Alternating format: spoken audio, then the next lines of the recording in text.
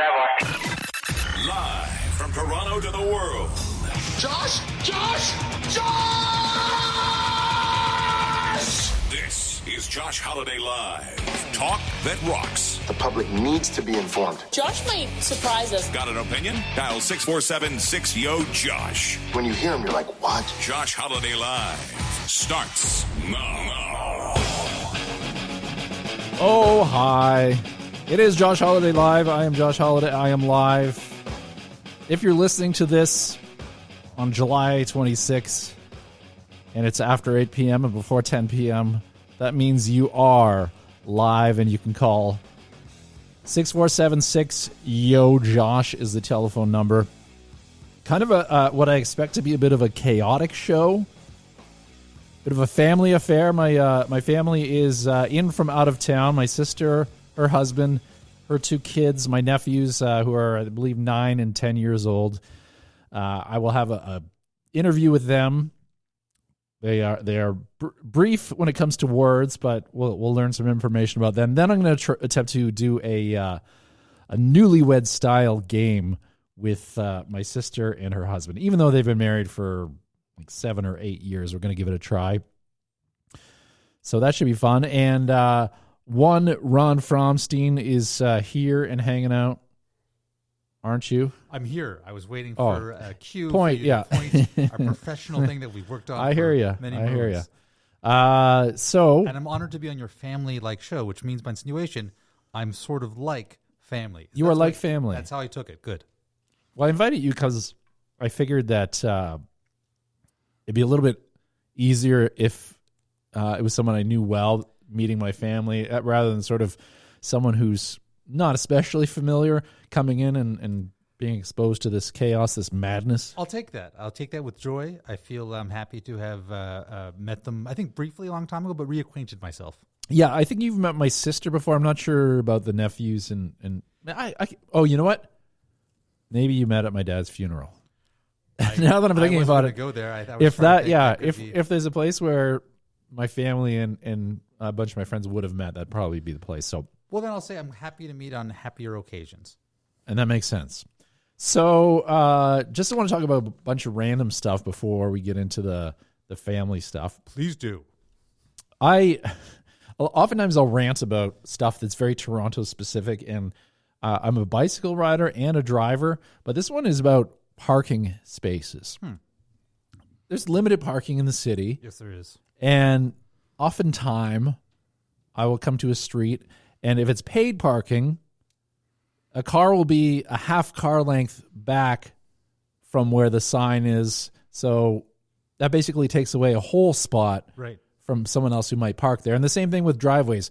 Although at my mother's house, people have the tendency to park where half their car is in front of the driveway. Oh, okay. But the other scenarios where people's cars are about half a car length back from a driveway, and essentially it takes up 2 parking spots if you do that. I mean this naively. I'm honestly not sure. When you park, now that I think about it, your tires have to be before the curb, or your whole car? The front bumper should be. The end of your car should be back of that. Can you cheat it at all? Like sometimes when I'm parking, I'll be honest. I don't know who's listening here, but I'll have a few inches go over, and I'm like, I was close.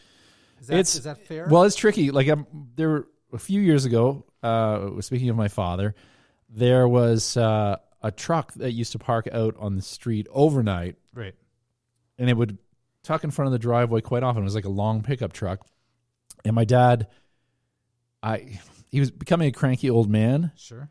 And so at one point he had it towed, and then the people came, and I ended up driving the person to the tow place and being super apologetic. And I think it was a repetitive act. They'd done it a number of times. Yeah, but it's it was a young couple, and I felt terrible, and I think we ended up paying I paid the ticket, I think, too, just out of guilt. Just to recap, somebody in your family called for the towing company, but then another member of your family paid the. I remember driving the person whose truck was towed down to the place where it was stored. I think what that is classic good cop, bad cop. You're sending them a lesson. You're saying, just so you know, we're going to tow you, but I'll take care of it. Yeah, we're compassionate about it.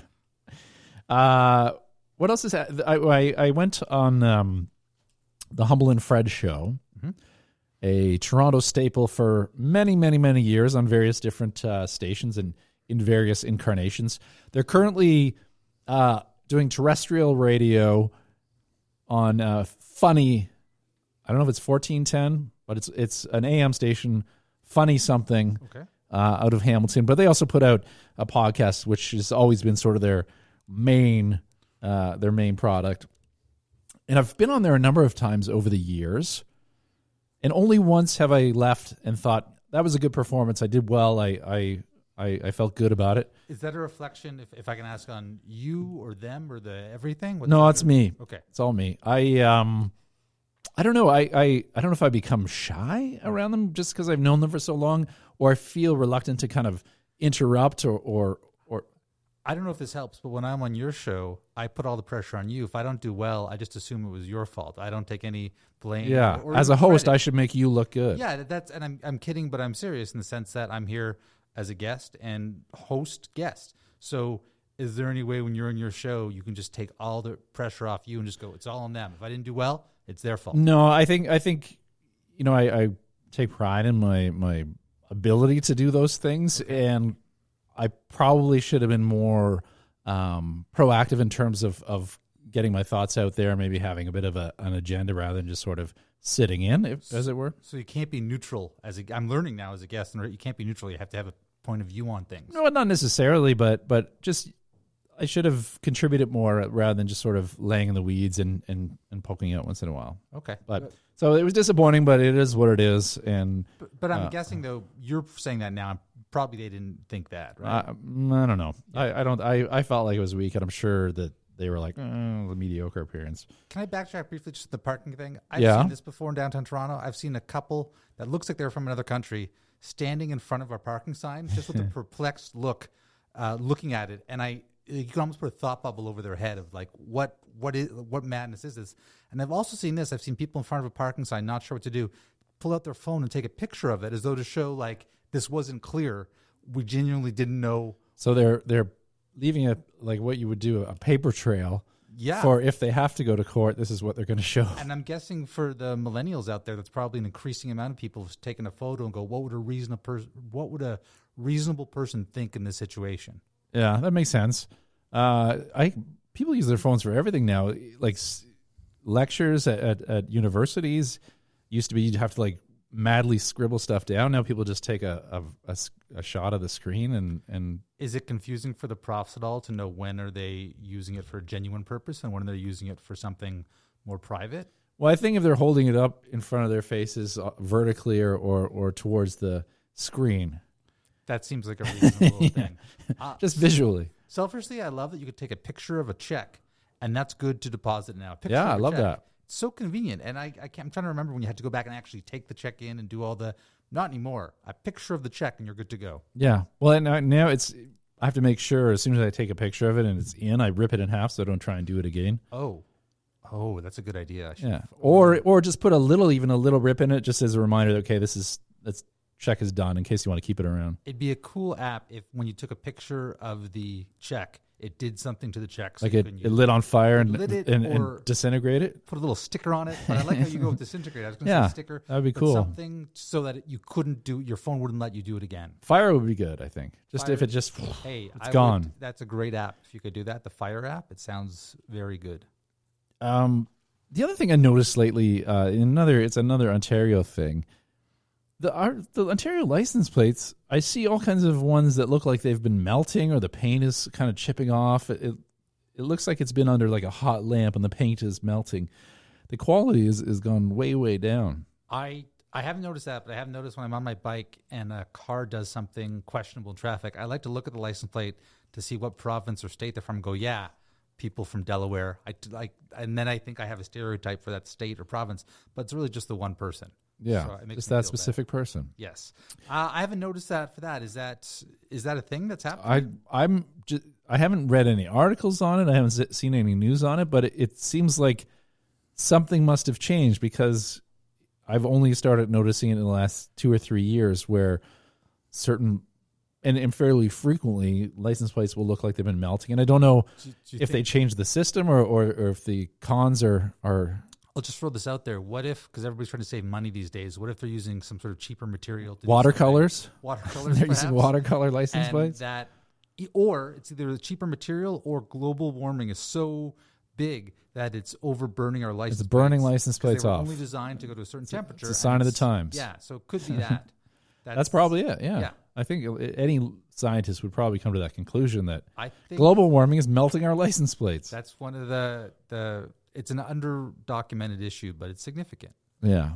Well, and No, but it could come up because if I'm a police person and I'm chasing a robber and I can't see their license plate, global warming is giving criminals an advantage. And that's not including the glare, because as the temperature goes up, I believe the glare goes up. Is that accurate? climate change is a crime. That's right.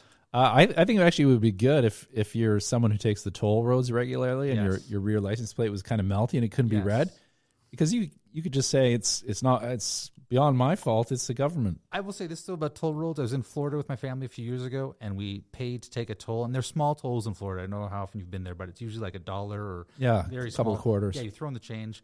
But we were on our GSP. No, that's not right. GPS. George St. Pierre. You were on George St. Pierre. Yes, we were. We were on GPS Yeah. read aloud by George St. Pierre, and it got us in a loop because we went by a toll and we were like, I think we've seen that guy. I think he was the same guy as before. Oh. And then we just, you know what? We're like, we're going to go do a different turn. Then once you do a different turn, you get out of that feedback loop. But we went through 3 times until we were like, nope, that was the same guy. So I feel like the last time, once you've gone through a poll 2 times or 3 in a row, I feel like you shouldn't pay the third one. No. Well, you shouldn't pay the first one if it's the same road a couple of times. No, the second time you go through, you're like, okay, that could have been, that's not their fault. But the third time, I feel as though there Feels should be. like maybe the state has some kind of agreement with a GPS provider that increase their revenue. Maybe should be some investigative journalist who gets on the case. That's a Pulitzer winner. You write about if you find that out, and then they've been a micro hack to make you just go through a loop. Though, if you're going to get money from your citizens, there's probably a more effective way to increase your revenue. I'm just going to put that out there, state of Florida. State of Florida. I talked about this a couple of weeks ago because it had happened to an old man in Boys Town, like Church and Wellesley here in Toronto. Someone came and asked to pet his dog, and then they ran off with it. And I don't know if that one was ever solved, but then I heard about this. Yeah, another person had their husky stolen from a park, and then I believe this week there was a whole other dog stealing. This person had left their dog. A husky's a large dog. Yeah, it's like a large. But this person, okay, the one person this week, I'm getting burpy. I might. It's okay. I don't normally indulge in a beverage during a show, but it's a Friday night. My family's here, and I'm having a honey ginger shandy. I pressured him, listeners. I said, I'm going to have a beverage. Could you join me? So I'm not alone. So I did pressure him. That's on me. Makes me a little a little burpy, a little gassy. Not gassy, gas out of the mouth gassy. Not the other gassy. I got you. Not that it matters. So can I ask this? So people are taking dogs. Has that been a thing in the past, or is that new and I wasn't aware of it before? It's definitely, I think, happened in the past, but it feels like it's increasing in Toronto because it's happened a bunch of times. I think the last one, someone had tied their dog outside a grocery store, which I can't.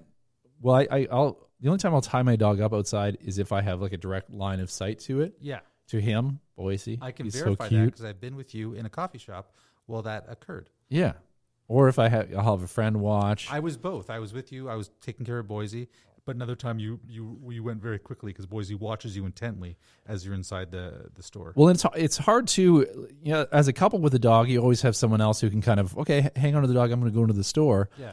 But as a guy and a dog without anyone else, sad existence, I sometimes will be driving, and now I keep a second car key with me. Right. So if I'm running into a store, I'll leave him in the car, air conditioned, full blast, but the car is locked. Very nice way. Still pretty close to within sight, and only for like 3 or 4 minutes. But that's very thoughtful because on those hot days, I know there is this law in Ontario. If you go buy a car on a very hot day, it's 35 degrees, and there's a dog there, and there's not enough thing, you're legally entitled to break the window and roll it down. It'll be covered in their Good Samaritan Act because you're trying to save the dog. that makes sense. It's a good law. But not for babies. That's the weird thing. No, I'm just kidding. I'm sure it is. I'm sure it's the same principle, but I just thought they made that law because the heat's gotten. There have been a number of stories in recent years where a baby or a dog is left in a airless car.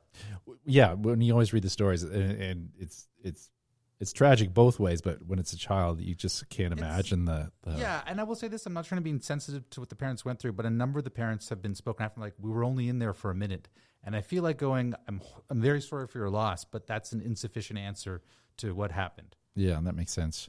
In Florida, they have there's a law where you can't leave your dog in the car. Oh, at all? Period. Because most of the year it's hot, so it's easier for them to just do a blanket. Can't have the dog in the car. I guess that makes sense. And to be honest with you, there's a number of seniors in Florida, so I'm not trying to make light, but they're slower moving. So by the time you go in, even if you're getting one item, that could take you a significant amount of time to purchase it, to walk out, to carry it. It's all time. Yeah. So I mentioned that my nephews are in town. Wait. I just want to backtrack. Let's talk about the dogs being taken. Did we get closure on Oh, that? yeah, we didn't really get closure. I'm just saying it's happening, and it's sort of frightening. Can I ask this to join up two things? We're talking about how people are documenting more with their phones. Would not other people in the park be doing social media posts about, like, watch out for this man, watch out for this woman? Well, they'll... Like I already in my head think about those things. Okay, if my dog ever ran away, I don't think so much stealing, but if ever somehow he escaped or he's running away, I think, okay, what social media do I use? What pictures do I use? Because he has fairly distinct coloring, which helps. He's got a little paint spot on his butt, and he's got a white tail, and he's adorable. He is very cute. There he is. Hi, Boise. Snooping around.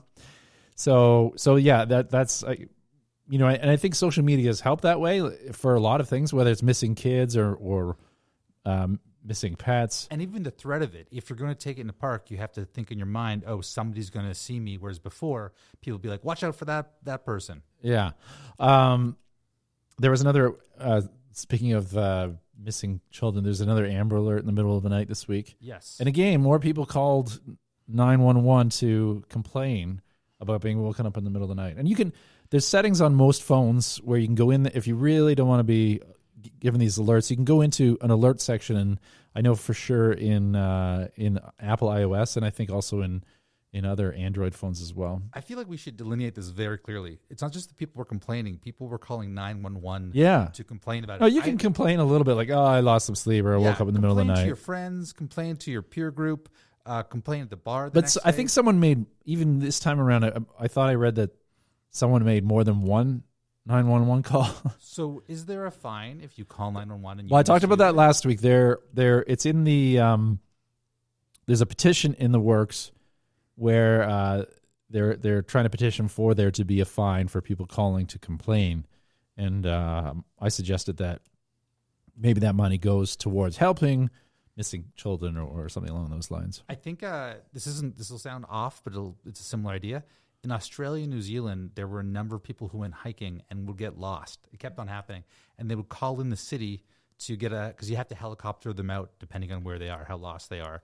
And the state said, this is ridiculous. We've had this many people getting lost. We're going to start to charge you. If you're getting lost and you haven't taken reasonable measures to stay on track, you have to pay something when we helicopter you out. So in the same way, if you're taking up a resource, and 911 is a very important resource, you can't do that in perpetuity and not expect there to be a result.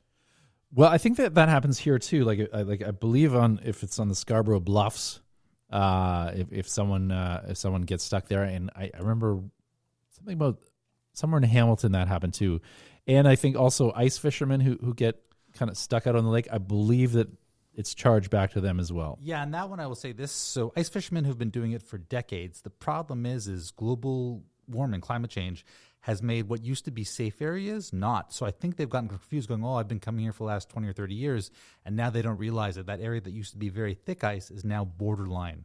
Yeah. So I mentioned my family is in town, and my nephews, and I thought I would ask, just try and get to know my nephews, just know some of the basics. So the first one I talked to was Mac. Okay, what is your name? Mac. And what's that short for? McKaylin. McKaylin? Okay. And how old are you? 9. When's your birthday? April 6, 2010. And what sign is that?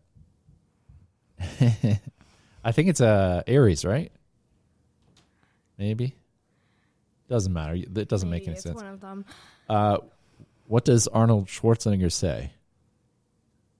I don't know. What do I always say to you guys? Oh, did you hear what the guy on the radio said? Stop whining. Stop whining. What have you done so far this summer? Well, at the beginning of it, we went to Vancouver Oh, and we went to our cabin and we went to the lake a lot and we stayed there for a week. And after that, we came back and I What didn't was the say it was best part? exciting. the best part was going to the lake. and did you go swimming? Yep. And after that, we went to a camp called the Boys and Girls Club of Airdrie. And we did that for a week, and Was it overnight camp or just day camp? it was just day camp. Okay, It was 9 till 4. nice. And who? This is a tough question, I know. Who is your favorite uncle? Uncle Josh. Oh, that's a good answer. Good answer. And who's your coolest? It's cool Uncle Josh, right? That's what you nicknamed me. Yeah, you're nodding. Yep. No, you don't. You don't have to be obligated to say that. All right, now here's another tough one. Who's your favorite parent? It's a trick question. My mom. Okay, but they're about the same, right? Roughly. Okay. Just a little bit more than my dad. All right. And what is your favorite color? Purple. Yeah, I like purple too. I have a new purple hockey helmet. I'll have to show you that. And I have a purple Leafs jersey I just got. It's like the baseball cap that you have with the Maple Leaf. the hockey fights cancer. Yeah. What's your favorite food? Macaroni. Mac and cheese? Yeah, mac and cheese. Like the one out of the box, or like with that mom makes? That my mom makes. She'll get like a bunch of different stuff for it. And what is your favorite movie so far? Has to be Ready Player One. What's that about? It's about this boy in the future, and there's this game.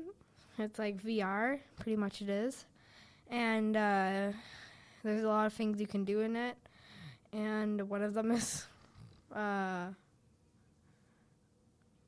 mountain climb with Batman. And what he does is he's trying to save it from these people called the IOI. They're trying to shut down it, not shut down it, but they're going to have ads everywhere. Mm-hmm. And why do you like that movie? It's really cool. Yeah, because you like video games, so it's sort Yeah. of in that realm. What about your favorite TV show? Has to be Big Brother. Oh, really? Big Brother Canada or just regular Big Brother? Big Brother Canada. And why do you like that show? It's really funny since, well, there's a bunch of things, and you also get to see the people go against each other. Yeah, you like that kind of competition. Mm-hmm. If you were on there, would you be the good guy or the villain? The good guy. That's good to hear. And what about books? What's your favorite book? Has to be The Kingdom of Renly. The Kingdom of Friendly? Renly. Renly. Is Renly a kid? Yeah, he's a kid, and he goes on these adventures. There's different books. I have all of them, thanks to my Nana, who got me the whole series. And your Nana, you know whose mom that is? Years. That's right. Your Nana is my mama.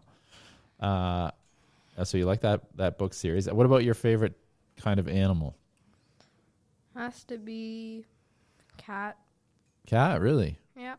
And you have a dog, but you like cats better? Yeah. Okay. What about wild animals? Lion. Okay, so still cats, just a big cat.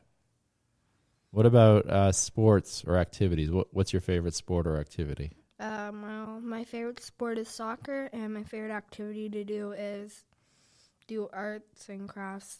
Yeah, and you're good at it. I've seen some of your work. And when you play soccer, do you like to play defense or forward? I like to play defense. Okay. What's your favorite famous person? Uncle Josh. Good answer. Okay, aside from your uncle. On TV or film or Cameron Voice. who's that? It's a boy. He died, though, Oh, this year. what happened? He had it was either a seizure or heart attack. So what was he famous for? He was famous for a lot of TV shows, but they're all kid-friendly ones. And he died. And how did you hear about him dying? My dad told me. And were you sad? Mm-hmm. I can imagine. Who right now is your best friend? My friend Sophie. Okay, and why is that? Since we hang out a lot at school. Very good. And what's at school? What's your favorite subject? Math. And you're good at that too. I know. I've seen you do complicated math. You're probably better at math than I am. It's been a long time since I studied math. What about your favorite musician or band or singer? My favorite band is It's a tough one. Youngblood. Youngblood? Not Youngblood, 14 Seconds of Summer. 14 Seconds of Summer. Okay. And last question. What do you want to be when you grow up? A vet. A veterinarian? Mm-hmm. Take care of animals? Yep. Well, that's a good profession. Why that? Since I like helping animals. Okay, good answer. All right. Any questions for me? You don't have to ask anything. Yeah, I have one. Okay, what is it? Favorite nephew. My favorite nephew. Okay, that's like asking who's your favorite parent. I have to say it's a tie. It's a tie between my niece, Katie, and my nephew, Benoit. It's between those two. No, I'm just kidding. It's tied between you and Hunter. Is that fair? Yeah. All right. Thank you. You all know that thing you use to send text? Yeah! It also works for actual mouth talking. Get in on the conversation now. Punch 647-6YO-JOSH to be heard. Talk that rocks. Josh Holiday Live.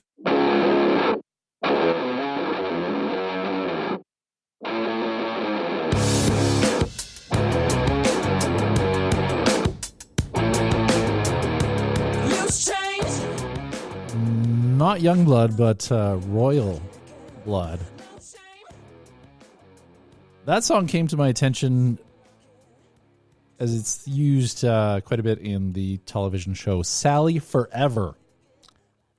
You have not seen that show by the look on your face. I have not. I support you. I don't have a retort. It's funny. Two of my favorite shows of the last 6 months to a year have been by British female comedians that are basically they've written, they act in, and it's basically their personal project. Fleabag. Mm-hmm. Are you familiar with that one at least? I didn't know there was research before I came on here. All right. Well, no, I'm giving you now recommendations. So Fleabag, Okay. is really fantastic, and this Sally Forever it's really. It really it made me laugh out loud, literally. Sometimes people say, oh, it made me laugh out loud. But sitting alone, watching my television, it's pretty bawdy, Bawdy. Yes. And it can be pretty dark. It's just it's a lot of fun. I like how I watched a British sitcom the other year called Pulling, and I like how blue collar it is. People talk like people talk. People look how people look. It's very different than American TV in a general sense. Isn't Coronation Street sort of the same way? I just know it's been on for a long time. That's all I know about it too. It's on and it's a religion. Is it right before Jeopardy? I can't recall. When you're talking with your nephews, thank goodness for the word favorite. It's such a good word for when talking with children. What is your favorite? ... It's a great word. I'm just going to put that in there. Yeah, well, it's sort of what's on their mind recently. And also cheese. Anything with a child, like what is your favorite? They love cheese. Cheese is a serious. Well, I don't want to spoil anything here, but that was Mac. He's the older of the two. His favorite was mac and cheese. Now, we're going to hear in a while from his brother, who's just under 2 years younger. And there is cheese in one of his answers too. Sure. But that's all I'm going to say. I like that you're leaving us wanting more. That's what they say you're supposed to do. Yeah. Leave them wanting more. I think we should get this out of the way because I don't know how long it's going to be or how it's going to go. But let's do it. I thought earlier today, I thought I'm going to be quizzing my nephews, and I thought, how can I involve my sister and her husband, which would be my brother-in-law. Sure. And I thought maybe some form of the newlywed game, even though I think they've been married maybe 7-8 years. I don't know specifically, but they're not newlyweds. Is what I'm trying to say. So I think maybe what we'll do is bring my sister down first. Okay. And I'm going to task you with going upstairs and fetching her. Okay. Yes. And I'll stall somehow. Goodbye, listeners. I'll see you soon. All right. That's Ron. My sister is in town. We are going to Deerhurst Lodge next week. So if I know you're probably marking your calendars and working on your schedules around how to listen to this show and when we're on. Generally, Tuesday and Friday, 8 to 10 p.m. Eastern Standard Time. And you can figure out your local time based on that. Next Tuesday, we will be preempted. There will be no live show at that time. So you feel free to watch TV or go about your business and enjoy your summer life. The following Friday, a week from this Friday, we will be back here live. My sister has arrived here. She's not super familiar with how microphones or headphones work, so I'm going to talk her through it. All right, you put that on. Now, these microphones, you have to get almost so you're kissing it, right up on top of it. And you can move the microphone towards you, you can adjust it however you want. Okay, start talking. Hello. That's her voice. That's my sister's voice. So what I'm going to do is I'm going to give you a pad and a pen. And so for each question, you'll use one page and then just flip it. Okay. And then we'll bring Brian down after you, and he'll do the same thing. And then we'll bring you together and we'll see if your answers match. So you can elaborate on the answer to me, but I was trying to keep it pretty short because you're trying to match with him. So first question, when and where did you first kiss? Am I just writing it No, you're down telling or me. telling you at the Taste of Calgary. Taste of Calgary? Yeah. And was it in front of a food thing or anything? I think it was by a park. It was outside? Outside, yep. By the river? And in Calgary. Who initiated? Probably me. Okay. So write down Taste of Calgary, I guess is probably the... Write it big because each sheet is going to be an answer. Okay. That doesn't matter. Okay, next page. What is the first thing your spouse would buy if they won the lottery? Probably nothing. Okay, He but would pay off. Yeah. Yeah, things. Oh, well, okay, you could say that. Yep. Put that down. Pay off things. Okay. Debt. Whatever. Whatever. You know what I mean. Debt. D-E-B-T. Make sure you're right on that microphone. What is your... And turn the page. Yep. What is your spouse What is your spouse's most irritating habit? Irritating habit of mine? No. What irritates you about him? Get your mouth in front of that mic. Hearing him chew. Okay, put that down. Hearing him chew. Okay, next page. What word, a single word, best describes your spouse first thing in the morning? Am I being serious here? Yeah, Oh, gross. Is this PG-13? doesn't matter. One word. That describes him? First thing in the morning, yeah. Erect. All right, write it down. Oh, gross. Just write it down. I don't even know how to All right. spell. I know. ERECT. Morning wood is not that Hey. uncommon. I hope my phone isn't on live upstairs Oh, because my husband could be listening to these. go and make answers. sure, Matt. Go and make sure your dad's not listening. Okay.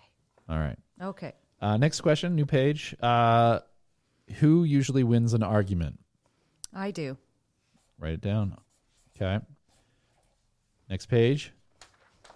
Who is more stubborn? Me. Okay, next page.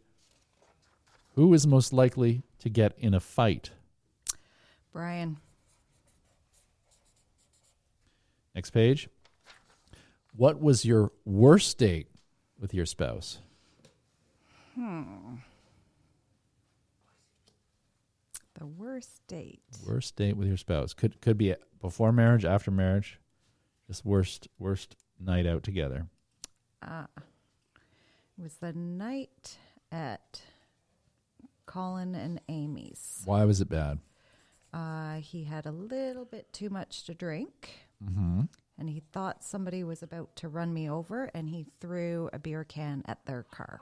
All right.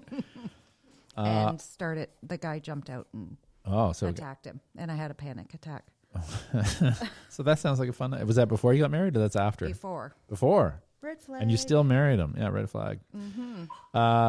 What was your new page? What was your first impression of your spouse? When I first saw him, I thought that he looked cute and cuddly. Cute and cuddly. All right. And finally, new page. Yeah. What adjective best describes your spouse's family? One word. Honesty. You have to be honest. Okay. Oh my gosh. I don't know. Inseparable. I have no idea. Come up with one. What best describes his family?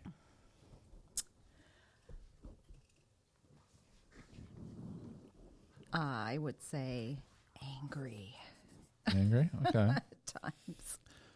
Okay, that's the last question. So now, pass that pad to me. And I'm going to put it over here. Mm-hmm. Now you go upstairs and send Brian down. Uh-oh. Okay. And Ron, come on here, hang out while we wait for... Here and ready to hang out. No talking. The nephews are hanging out. We have a live studio audience. I guess if you're going to put a positive spin on it, live studio audience Sort of for the first exciting. time, right? There's people, there's dogs. They don't. Yeah, the dog. Hey, Mac, don't play with him that way. He's going to bark. it's like Live being in a radio, things happen. You can't control it. It Kids just playing with is. dogs in the studio. It's not like a regular radio studio. It's a little more lively, a little different. This is how I picture all classical studios. I picture their kids, Kids and running dogs around, and puppies. parrots imitating what they're saying. Madness. Hunter, no, you can't be on that while the show is on. Otherwise, you have to go upstairs. This is bad Uncle Josh being disciplined. Am I the good cop in the scenario? I guess if you can say it's okay, but please don't do that, okay? I understand the urge. I understand it, To but play. please don't. I won't talk about these topics. There we go. I want to get into another topic, and then Yeah, okay. Well, Brian's supposed to be on his way down here. Guys. All right. We are live, and it's hard for me to discipline 2 children and a puppy while I'm talking. I just thought I'd add this that I thought was interesting. So there's an actor from Kim's Convenience who is about to become a world famous. I think you're going to get cut off because I hear someone coming in the stairs. Well, then this will be a coming attraction. Let's talk. All about right. that Yeah, actor we'll talk about after. a Canadian actor who's doing quite well for himself. We're peaking. Come the on in here, interest. guys. Why don't you go upstairs with the dog? All right. You're getting live radio. Okay, so Brian, as I explained to Sarah, with this microphone, you almost have to kiss it. You have to be right in front of it, and you can pull it towards you if you so desire. Oh, okay, cool. Some cans, as we call them. So I'm going to give you this pad. There's a pen there, and you're going to put one answer per page. You're going to write it down. Okay. All right, and I'm going to ask you questions. You're going to try and guess how Sarah answered this question. So, number 1, when and where did you first kiss? That would be Taste of Calgary. All right, write that down. And that would be after many beers. All right. Well, now you're cheapening it. All right, next page. Oh, no, you leave it on there so you can just flip it, but it doesn't matter. Oh, yeah, so you can flip it like a pad, but it's okay. All right, next, what's the first thing your spouse would buy if they won the lottery? This is her saying what you would buy if you won the lottery. What would you do with the money if you won the lottery is probably a better way to word it. Buy my kids toys. Okay, write it down.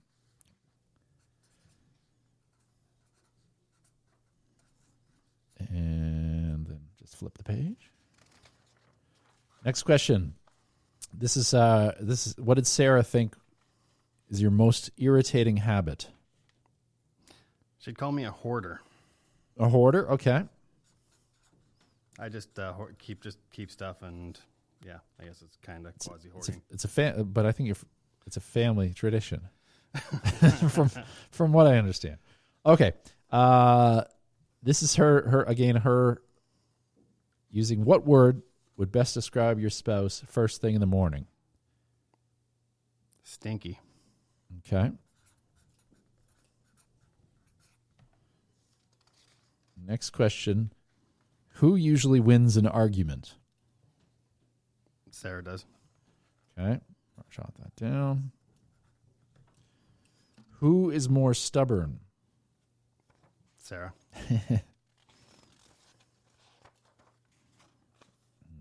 Okay. And who is most likely to get in a fight? Me. All right. Next page. What was your worst date with your spouse?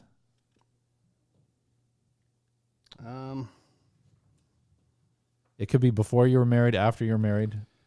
Worst night out together. Worst night out. That I guess would have to be a house party with the friends, and I guess that's where my little fighting thing kind of came in. We had a car drive by and cut me off. And okay, jot that down. You can just put brief, like car cut or whatever.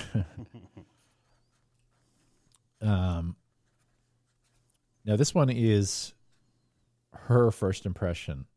What was your first impression of your spouse? How would she answer that question? Constantly on a cell phone. Okay, jot that down. And one final question before we bring Sarah back down. What adjective, and this is her describing what adjective best describes your spouse's family? So how would she, using one word, describe your family? Well, there's many words, but I guess controlling. Okay, jot it down.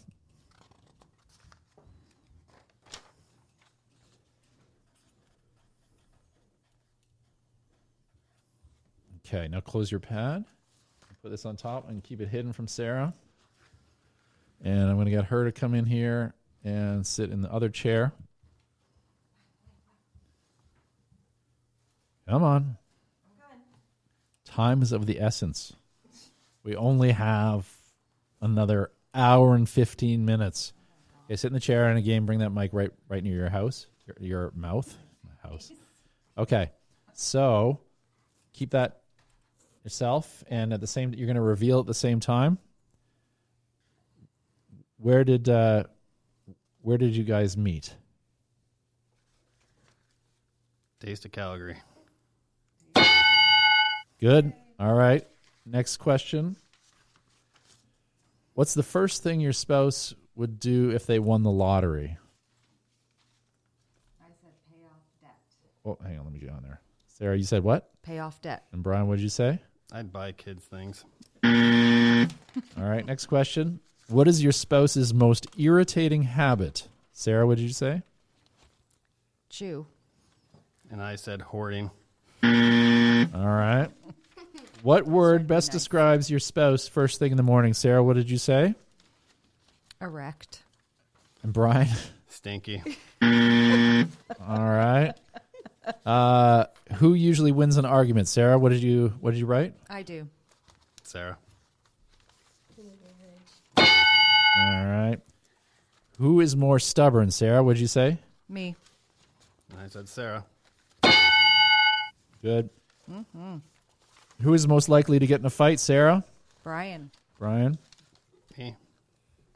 Okay. What was your worst date with your spouse? Sarah?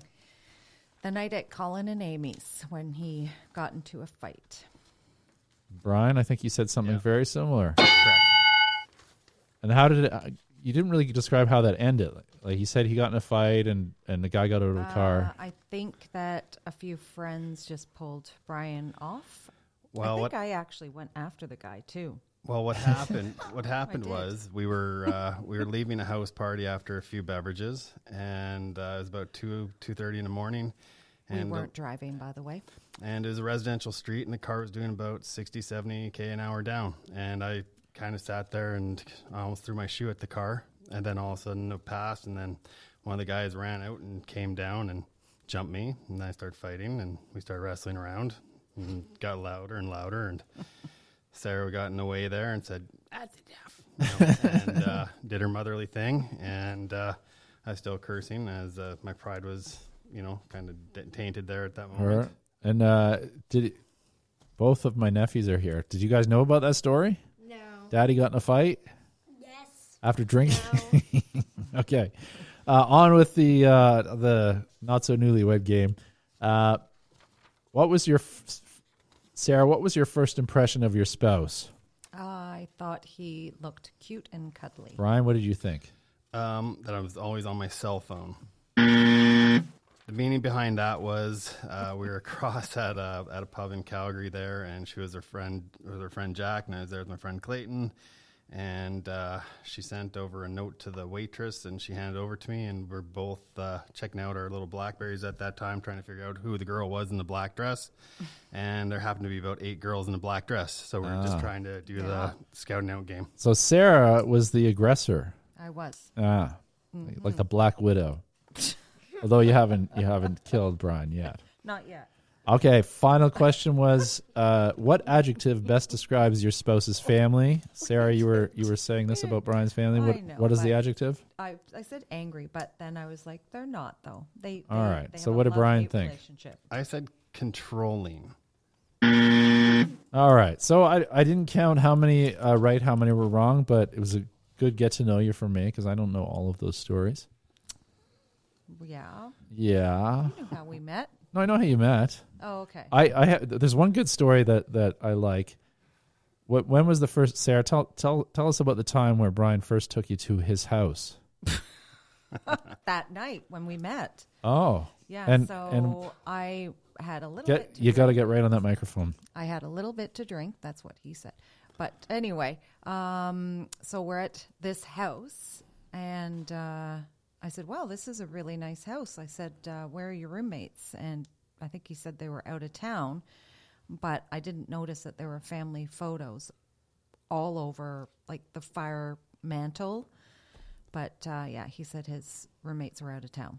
They were his parents. Okay, so and Brian, were you going back to that moment? Were you intentionally trying to get away with saying that it was a roommate situation? I did. The only thing that totally gave it away for me was the graduation photos there above the fireplace. So yeah, And that would maybe be a the little weird. The porcelain clowns and. But then his sister said, "I think you better tell Sarah that you live at home with the parents." All right, Did mom hear that? Yeah. there you go. There All you right. go. That was fun. Good times. All right. Well, looking forward to spending a couple of days with you. Well, more than a couple of days, a week or so Yep. with you guys. And feel free to go back upstairs and enjoy your beverages and food and take these rowdy boys with you. We will. All right. Thanks again. Bye. Bye. thank you. Talk that rocks. It's Josh Holiday Live. Crazy in love with Josh. In middle school, he got a boner during a clarinet recital. You need to be heard? Tell your phone to call 647-6YO-JOSH.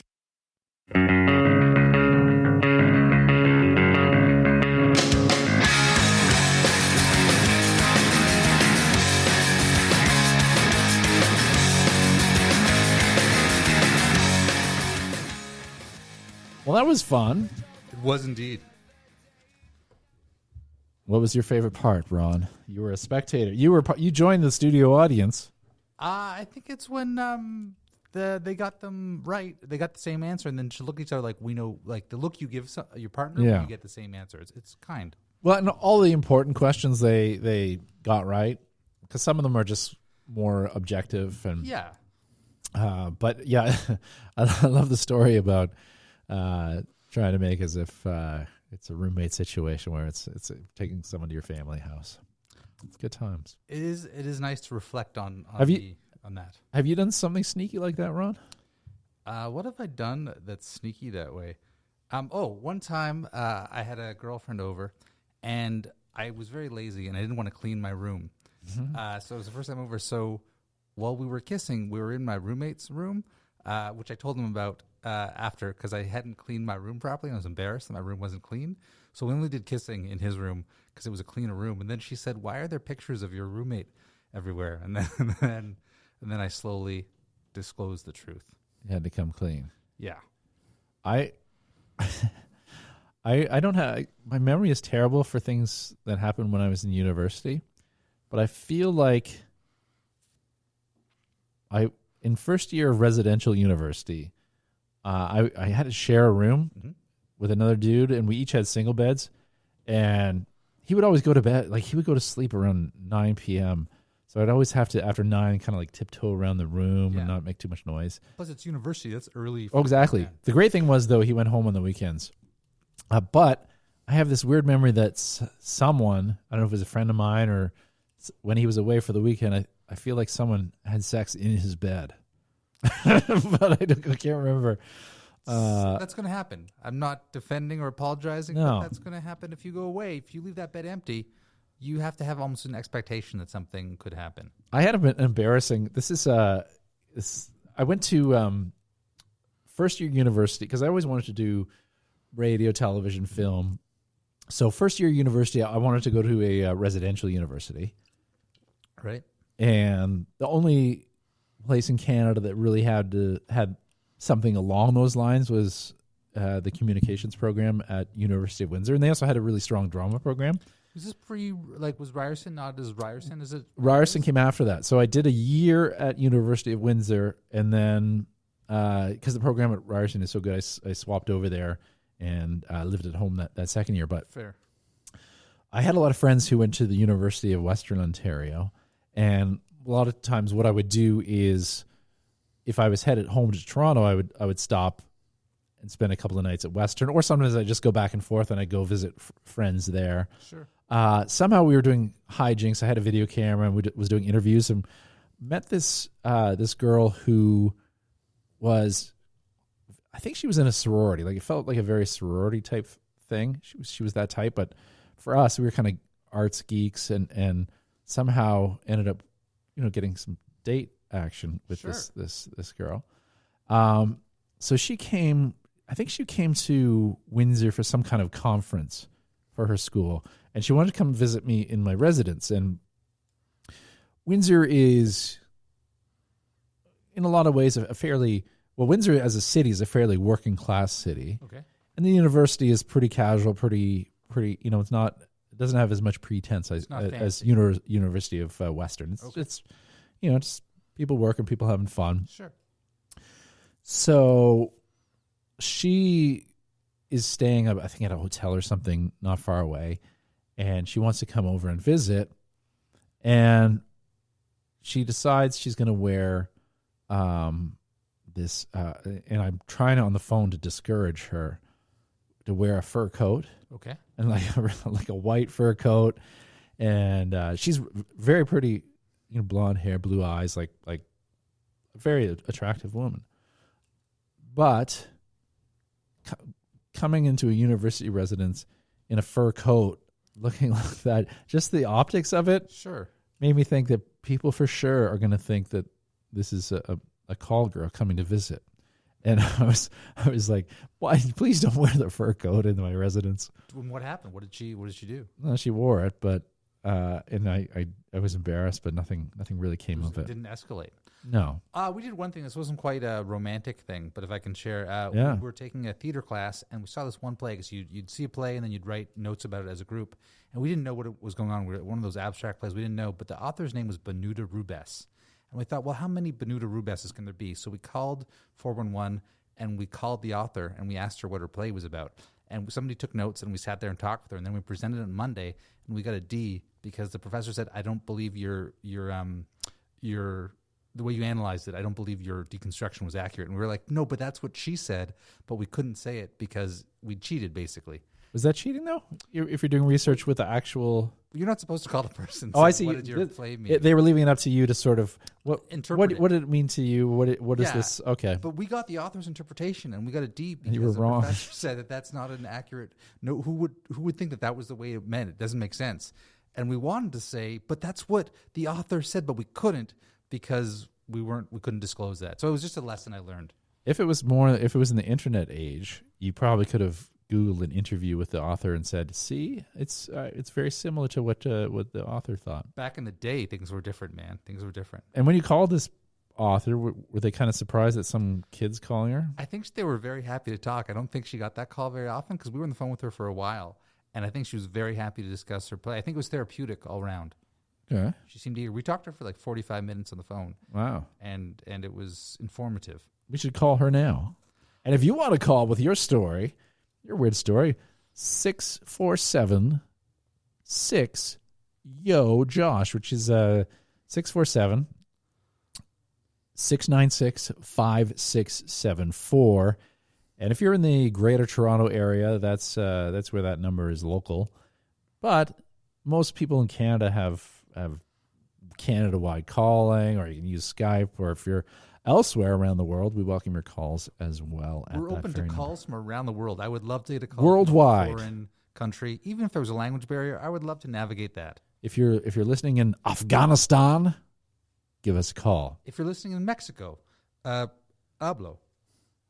All right. If you are listening in France, bonjour. If you're listening in Israel, shalom. If you're what's the Japanese? Konnichiwa. Konnichiwa. If you're listening in Japan, what other countries can we do? Korea, annyeong. Wow, you know more than I do. If you're listening in China, lehoma. Lehoma. If you're listening in Russia, kakdila.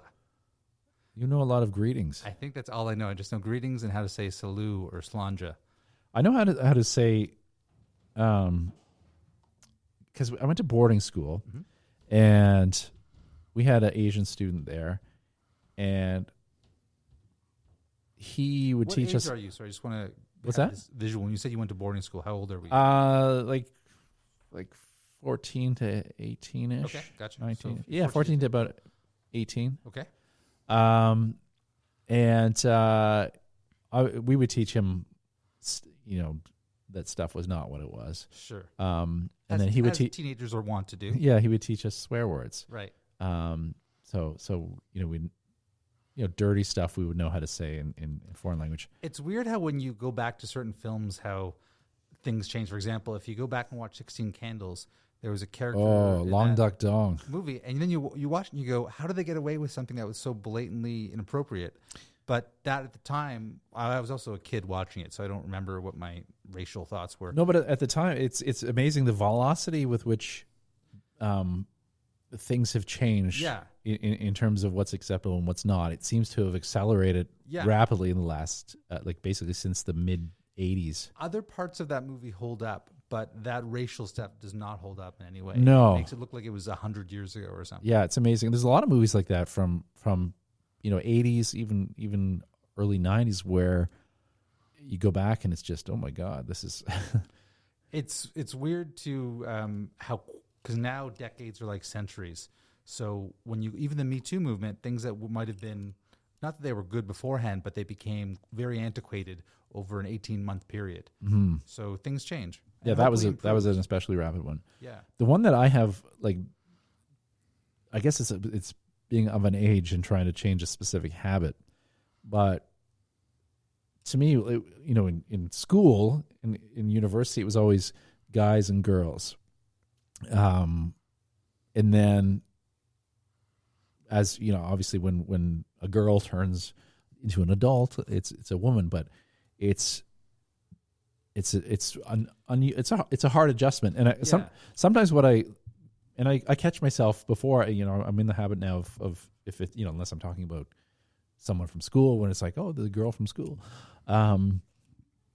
but sometimes I'll say, if a woman wants to sort of experience that feeling of having to change it on the fly as it comes out, sure. Try and go a day without referring to a man as a guy. Right. So anytime you say guy, you have to say something else like man or fellow or something else. Is gals still okay? Is gals derogatory, or is that like friendly? I play co-ed hockey, and I was asking someone on the team, I said, because I was on the hockey bench and I think I used the term just as a general guys, and then I was like, oh, is that, I don't know what's right here. Yeah.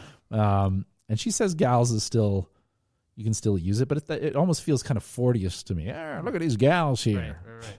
It's a tough one because woman feels very serious. Right. I was seeing a woman.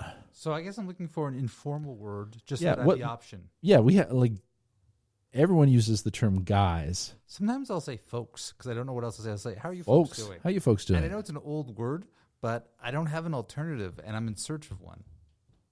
If you have an alternative.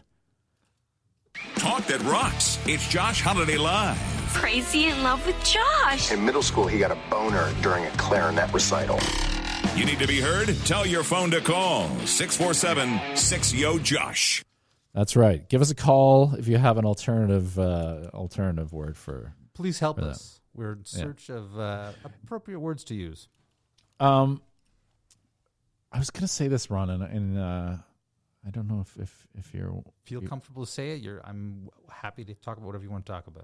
I feel like, I don't know if it's a hiss or something, but I feel like I hear something, and it's what does that sound? It's sweeping the nation, it's a gaming sensation, and oh, it has the greatest prize. Sure. It's absolutely useless, it's absolutely pointless, it's the game that we call bragging rights. It is the game we call bragging rights. It's a trivia game, and it's sort of just done on the fly.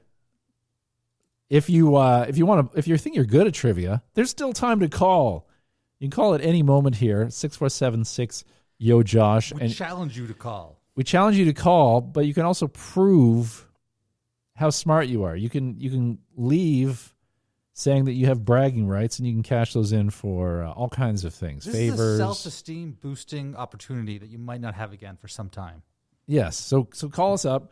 But in the meantime, I guess what we're going to do is we're going to quiz each other. Okay. And Ron, you just give me the thumbs up. If I say right, give me the thumbs up, thumbs down. And do you want to quiz me first? Yeah, I do. Okay. This is an American-Chinese crossover film with Matt Damon. Okay, I'm looking for a what is it? The title of the film, and it's American-Chinese co-production, directed by famous Chinese director Kurosawa. No, that's that would be a Japanese. Oh, film what director. do you say? Chinese? It's a Chinese Oh. film director. He's an iconic film director. Yeah. And the thing that's interesting is Matt Damon's in it. So some of it is in English, some of it is in, I guess, Cantonese or Mandarin. Oh boy. But it works. It's about a large object. Rock, It's a large object Moon? you can see from space.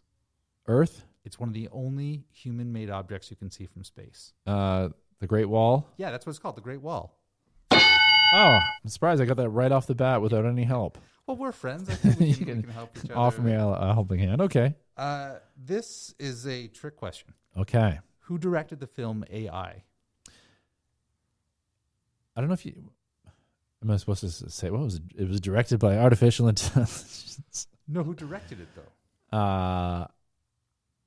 If I want to say Steven Spielberg, but you're saying it's a trick question, so it's probably not Steven Spielberg. It is Steven Spielberg, but it was initiated by Stanley Kubrick and then later picked up by Spielberg. So it's sort of like a kind of a combination bit of there. I guess my theme. I didn't mean to pick it, but I guess it's a bit of a crossover or combination theme. That's all right. I like any kind of theme when it comes to trivia. This is not a theme. This is just a straight up question. Who is the author of Winnie the Pooh?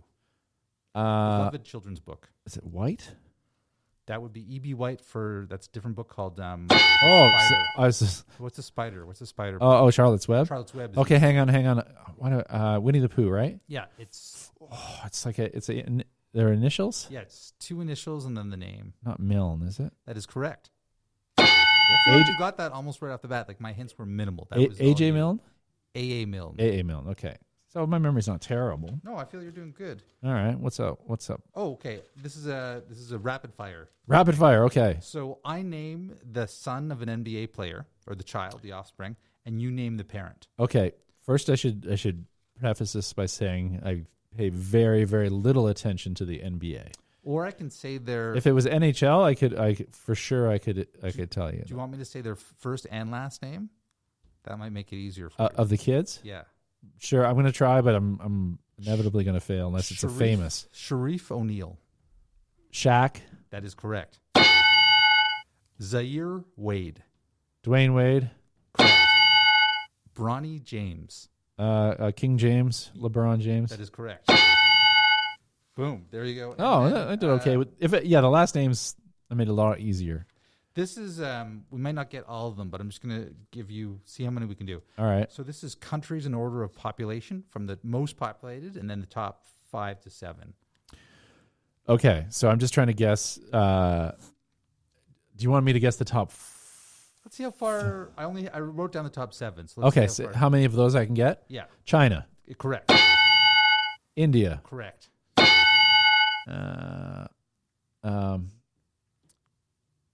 United States of America. Correct. Russia. No, they're way down. Oh, wow. Okay.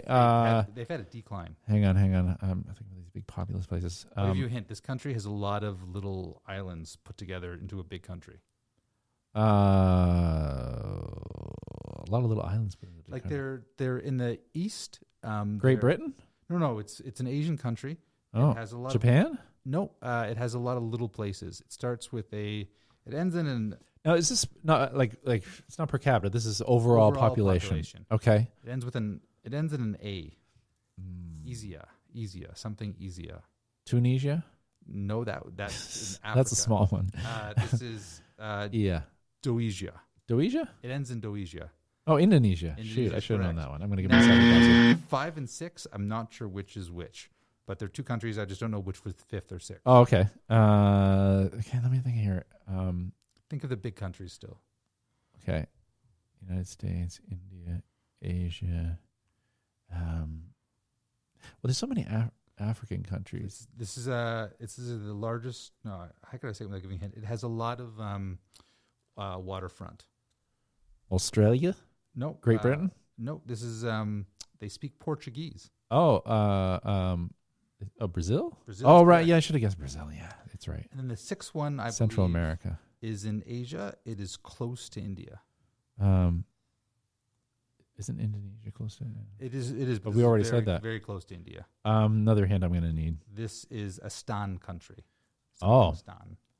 Afghanistan? No. Oh, I like saying that word. Sorry, you said it very well. but Pakistan? That is correct. All right. And then number 7, this one's interesting because this country is projected to be the 3rd most populated country in about 40 years. It's the only African country in the top 7 right now. Oh, biggest population in Africa. It's an oil country. Has a lot of wealth from oil.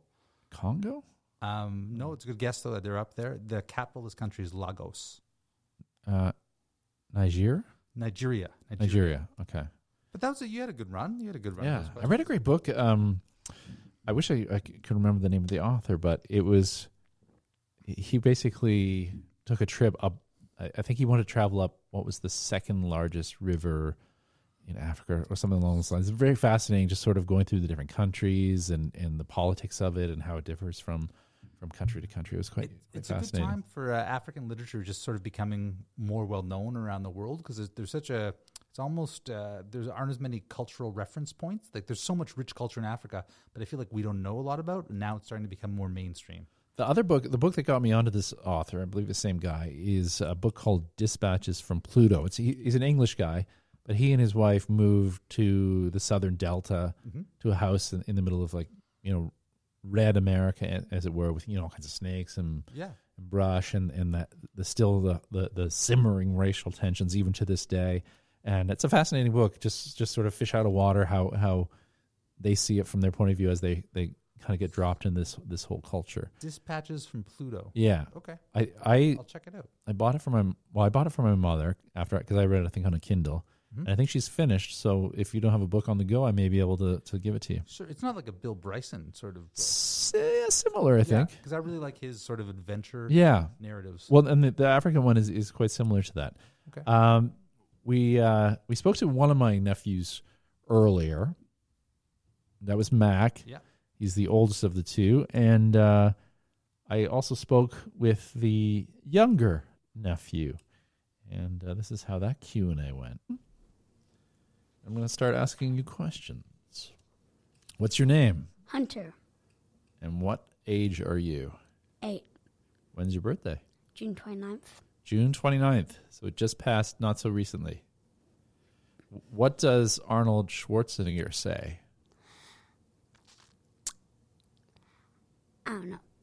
Okay, what do I sometimes say? I'll say, oh, did you hear the guy on the radio? Did you hear what he said? Yes. What's that? I do not remember. Oh, I was just reading the newspaper. Did you see what it said? No. Stop whining. Okay, next question.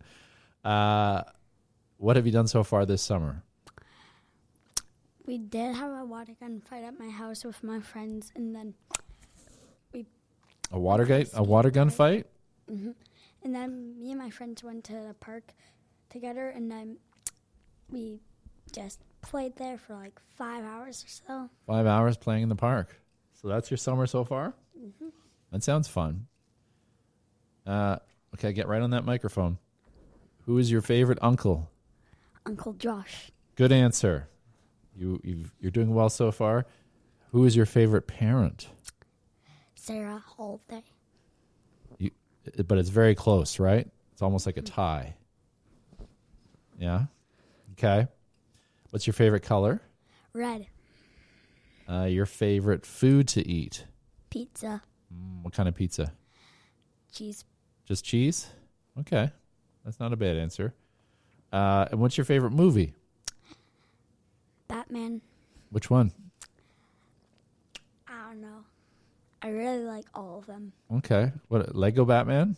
Mm-hmm. What is that dog eating? Oh, okay. No, it's okay. What about your favorite TV show? TV show? Yeah. I like SpongeBob. SpongeBob SquarePants? What's the song? How does it go? I forgot because I barely even watch it. That's okay, but you like it. Mm-hmm. What about your favorite book? I really like superhero ones, like that stuff. Yeah. Okay, so any superhero book. Mm-hmm. What about your favorite musician My favorite musician, maybe Avicii. Avicii? The guy, Wake Me Up? That one? Okay. Do you know what happened to him? He died. That's right. It's pretty sad. What's your favorite type of animal? Dog. Yeah. And what about wild animals? What's your favorite wild animal? Wolves. You like wolves? Why? Because they look like huskies. Okay. What about your favorite subject in school? What do you like to study? I like to study math. Math? Both you and Max said math. And what about your favorite sport? Hockey. Yeah. Do you play? Yes. What position? I play pretty much all of them. All. And what's your favorite though? My favorite is defense. Okay. And what's your favorite team? Toronto, right? Mm-hmm. Yes. You changed? I thought you were a Calgary fan. Well, I was. Then I'm like, they lost playoffs. Oh, so Toronto was in the playoffs, so you followed them. Who's your favorite player? Austin Matthews. Okay. Very good. Now, who is your favorite famous person?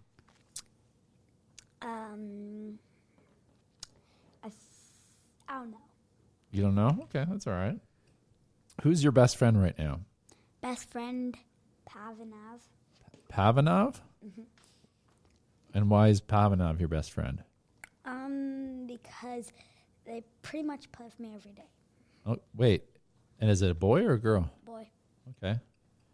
And last question here. What do you want to be when you grow up? A billionaire. A billionaire? How are you going to do that? By doing a lot of jobs. Yeah. Okay, so what jobs would you like to have when you're older? Being a hockey player. You want to be a pro hockey player? Okay. What else? Maybe, I don't know. Pretty much only hockey players. Yeah, so pro hockey, that's all you want to be? Okay. Well, that's a good thing to want. Do you have any questions for me? No. None at all? Not at all. All right. Thank you. Josh Holiday Live is in your ear. You got something to say? Call 647-6YO-JOSH now. On Twitter at Josh Holiday and visit joshholidaylive.com.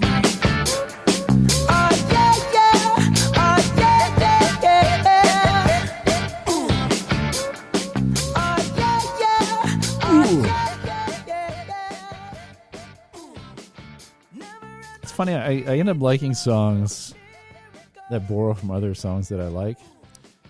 Familiar. They're familiar, yeah. Yeah. Well, I can understand that. Police. In that one. And then I like some Coldplay songs, but my favorite Coldplay song I like because the main riff from it is from a Kraftwerk song. And were you aware of that when you liked it, or you went back and later? No. Because I always liked the Kraftwerk song, Yeah. Computer Love. And then when I heard the Coldplay song, right away I knew, oh, that's that riff. And I even found a mashup of the two. And had I known I was going to be talking about that, I would have pulled it right up on my computer and played it for you.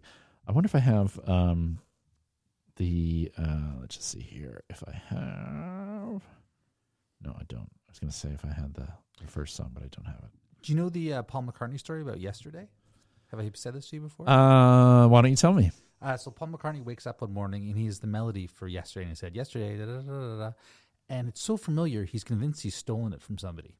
So he calls up the Beatles producer, I think, Brian Epstein. He goes, I woke up, I have this song. Have you heard this before? Have I done this for you? And Brian Epstein goes, no, but it's so familiar. I know what you're saying. Let's just go and check around.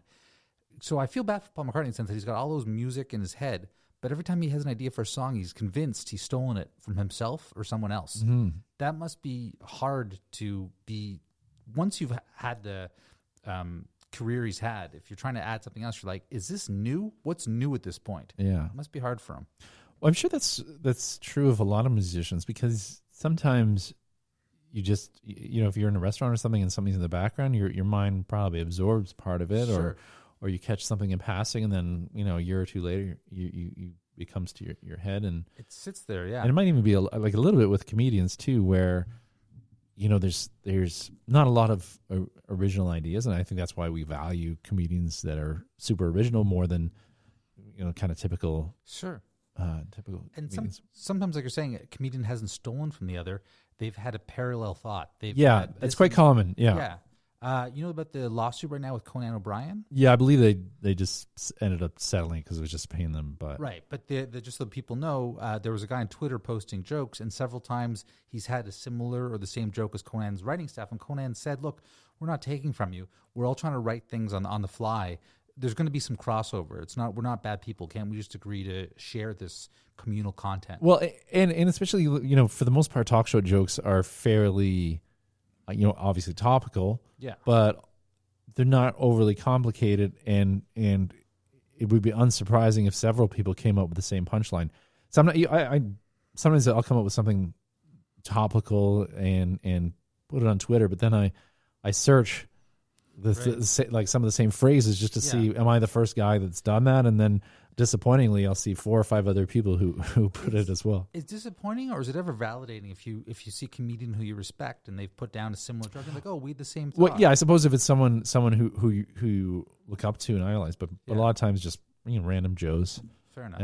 But then maybe I should look at it a different way. I'm among some of the best random Joes there are. Yeah, that's a nice. You can spin it either way. Yeah. Can I say this? Your nephew said something that I relate to. He said his favorite food was pizza. Yeah. I love pizza. I love pizza so much. When I meet somebody new and they don't like pizza, I'm a little suspicious about them. I feel like going, why would you not like pizza? Like, I'll give you a lot of leeway on music or movies. Maybe if you're celiac, it might be a thing. If it's not allergic or your body can't handle it, who would not love pizza? Pizza's beautiful. Well, it's the same thing with, I think, people who don't like dogs or animals. I have no, just there's something wrong. Yeah. I'll take a step further with pizza. It's a great date food because you can't mess up eating it. And even if you do mess it up, it's part of the eating of pizza to mess it up. I will say this. I'm like I think it's because of my boarding school experience, and because meals would come out and it would cycle through fairly quickly because everyone sort of had to finish before the next course came. And now I'm just like a fast eater, and I'm kind of, if I'm on a first date or I'm nervous or something, I eat even more kind of piggishly. So I try and make it a rule as much as possible if I'm having a first date not to have any kind of food. Oh, okay. Sometimes it's tempting because you're at a bar, like, maybe we should get some snacks, but I don't want to steal from what you were asking about your sister and brother-in-law. But if I may ask, what is an ideal first date for you? What would be, or just give me a ballpark sort of. Well, I think it's important to, and it's kind of old school, but texting and being back and forth on typing stuff is fine. But I really value having a phone call to chat before actually setting up a meeting in person, just to sort of gauge whether there's a rapport there, whether it can kind of work, and you can get to know someone quite a bit quicker than like type, wait for them to reply back, and you can tell a lot by the voice, and so that's the phone call plays a big role, and then usually you want to make it simple, and whether it's coffee or going for a drink, going for a stroll is good. With a coffee or a tea, but something where if you're not feeling sparks, you're not down for a 6-course meal, or you can make it like a short date if it's not working out. So what about you?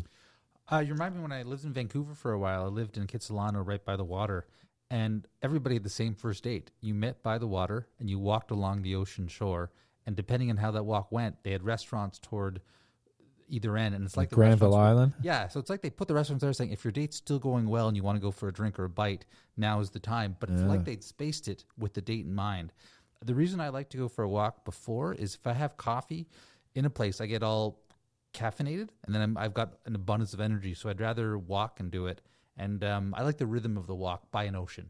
It's very nice. Well, it's kind of, if there's silences, it's not awkward because you're just kind of looking around you and nature's there, observing things, and you can kind of get a feel for how someone reacts to what's around them as well. Absolutely. I had this is what I don't date a lot. Okay. But I used to I used to like the exhibition for a date. If it was someone who maybe I knew before or already maybe had a date before, just because there's a lot going on lights and sound. Sure, you've taken me on a friend date to the X before. I know you enjoy it. Yeah, and we ended up making out at the end of the day. It was. I wasn't expecting it. It's just the lights and a date goes where a date goes. It goes where it goes. But there's also a theory that like on exciting, if someone has an exciting or scary or any kind of high emotional experience with you, it bonds the two of you closer. It's just a psychological factor. So rides and roller coasters tend to do that. I had a date a number of years ago with someone who was here from Mexico, and we had really good text rapport. Like it was I met on a dating app. Great text rapport, decent phone chats, and I thought I had tickets to a comedy show at Ontario Place. I just want to clarify, when you say from Mexico, is how good is no, English? English wise, fine. A little bit of an accent, okay. But working here and maybe doing some schooling as well. Okay, and beautiful.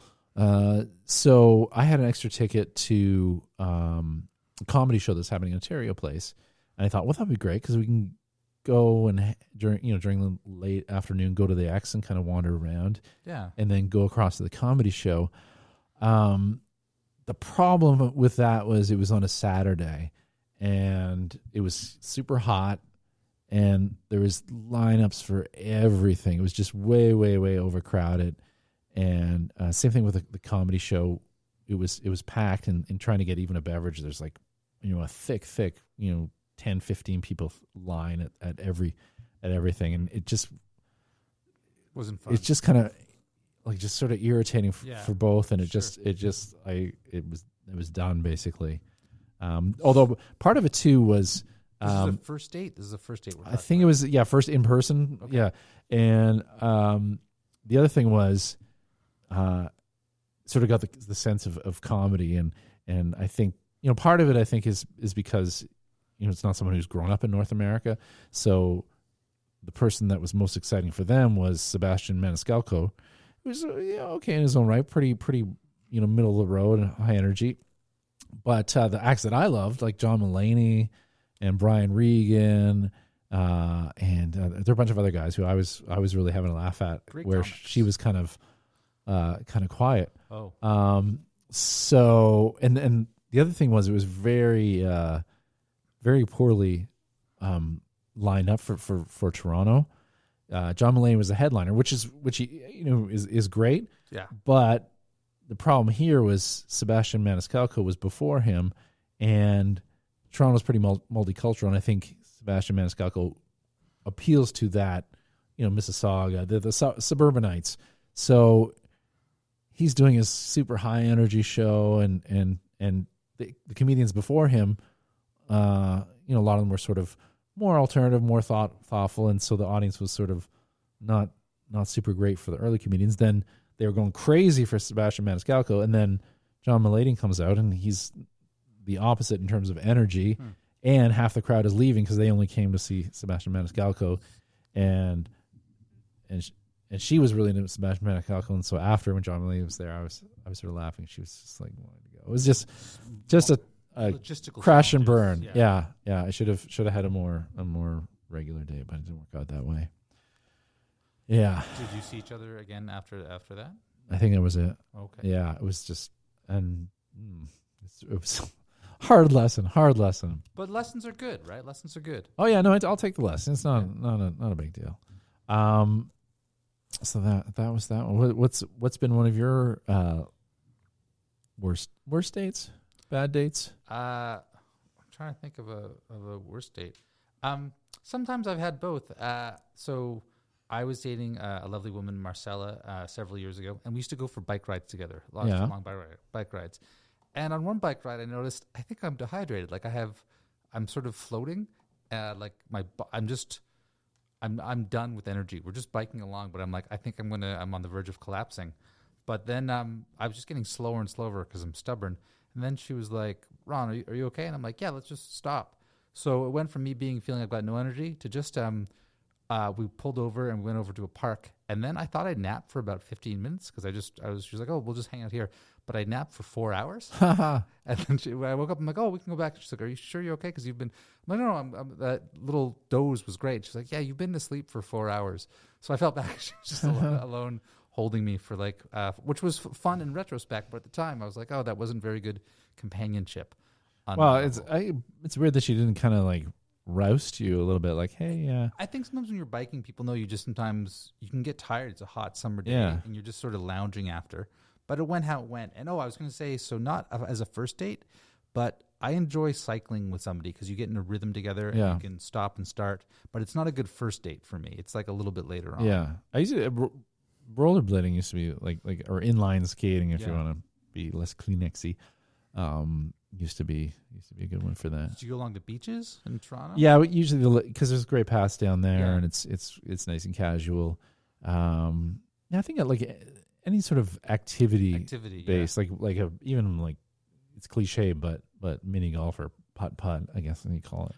Yeah, I think some cliches are cliches for a reason. Like it's just the activity is nice because the thing is when you go see a movie, you're together, but you're not interacting very much. Yeah. Well, that's the thing. And I always come out of movies because you're 2 hours in the dark and you're absorbing this whole thing. And I come out of movies and it sucked sort of the life out of me where I'm just kind of like, I don't even want to really chat anymore. I'm just sort of, okay. That's why romantic comedies, they say they're only 90 minutes because they want it to be part of a good date.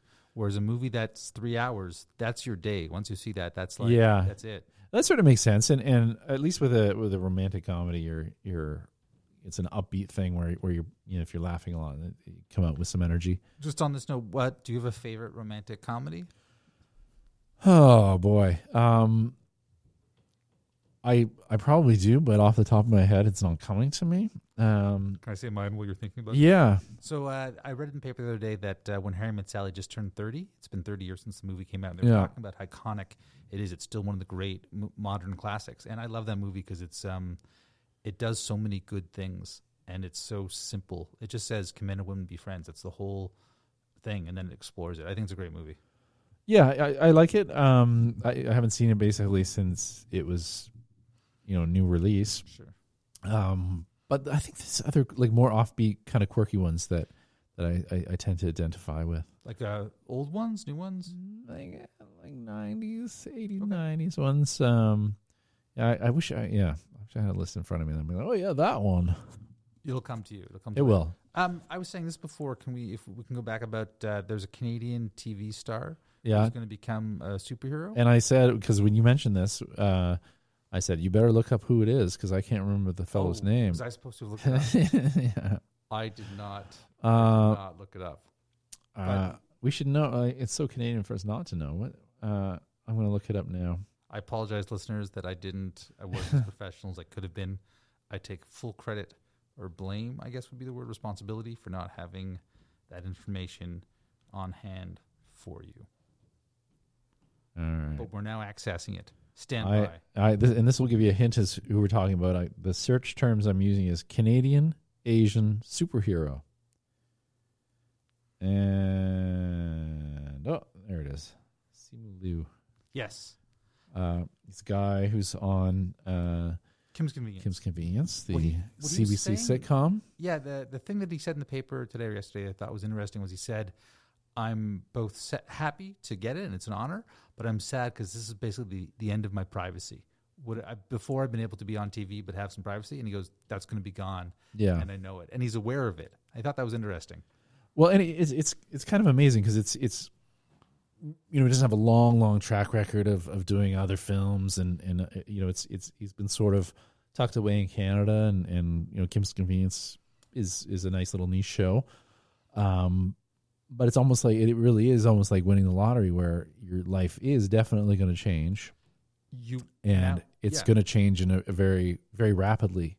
It's not kind of a gradual that you're getting used to. All of a sudden, you're not known, and then a couple of weeks later, you're very well known. Fame, and then there's fame, right? Because he's already appeared on a Comic-Con on a panel with I think Scarlett Johansson, and I don't recall who else, but.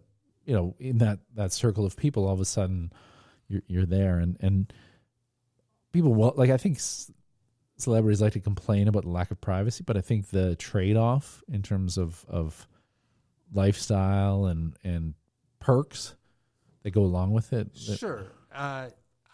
It's just interesting to me to watch, I guess, a Canadian superstar happening in slow motion because he knows what's about to happen and he's aware of the pattern at this point. Yeah. Well, and even to this point, I don't think they've even started filming it yet, but it's funny having that awareness where, right now for the next however long until the actual release date of the movie, people will, especially like comic book geeks will sort of know him, but I don't think he'll get approached a lot.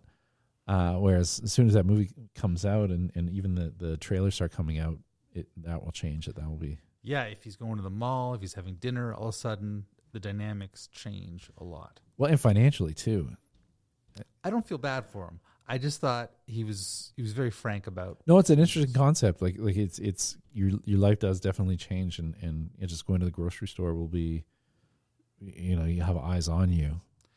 There's a Michael J. Fox story where it's Michael J. Fox or Michael Myers, I can't remember, but he went to the grocery store and he got a chocolate milk, and he came back and he said to his wife, he opened it and he smelled it, and he goes, "Oh, it's sour. I guess I'll go buy a new one." And she goes, "No, take it back. You just bought it." And he goes, "No, because if I go to take it back, they'll be, oh, Mr. Fancy Movie Star, the milk wasn't good enough for you." And she's like, "That's not the point. The point is you bought a product. It was sour. So you should get your money back and get a new one." And he's like, "Yeah, okay, all right, I'll do it." And so he goes back to the grocery store and he's like, "I'm sorry, I just bought this chocolate milk. I only could have a sip because it's sour." And they looked at him like, "Oh, Mr. Big Fancy." He's like, "Ah." And I don't know what happened afterwards, but I know what he's saying. He's like, I just wanted chocolate milk. That's all I wanted. Yeah. And now it's an ordeal because I have this fame attached to it. Well, yeah, and people are hyper aware of what you're doing. So if you leave a basic tip for someone, that gets around. Oh, he's a cheapskate. Anything you do basically is under surveillance, and there's always eyes on you. Well, I have that sort of paranoia. Are people watching me if I'm eating alone or whatever? But in this case, whatever you do, people are very specifically watching you. I imagine that's a discomforting feeling. What behaviors would you change if you became like an international? It's not to take away from people knowing you now, but if you became whatever the next level is, what behaviors or things do you think you would do differently? Well, I already live like a hermetic life where I'm away from crowds.